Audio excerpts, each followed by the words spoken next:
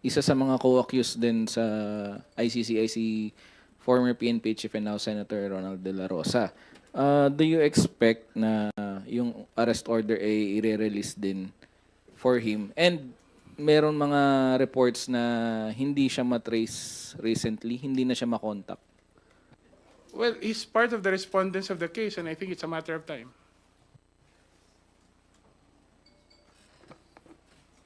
Nasabi nga ni Kong Jude no, na yung mga respondents ng case, paano ko ba sasabihin to? Ayon sa aking Bubuin. puting ahas, meron din akong meron din akong puting ahas. Ayon sa aking puting ahas, hindi na spoiler yan yung warrant po dun sa mga kasama po sa kaso na yan. Hindi na po spoiler yon. Prediction na po yon. Saka nandyan na po yon ayon sa aking puting ahas. Follow-up lang po dun sa tanong kanina. Ano pong mensahe nyo kay Senator Bato? So, has been missing in action for the past 2 days, 2 to 3 days. Parang last na online siya sa Viber, parang last Sunday pa. And in past interviews, he said that he's ready to face the International Criminal Court. Sabi niya, bring it on in one of his interviews for the campaign. Siguro ako,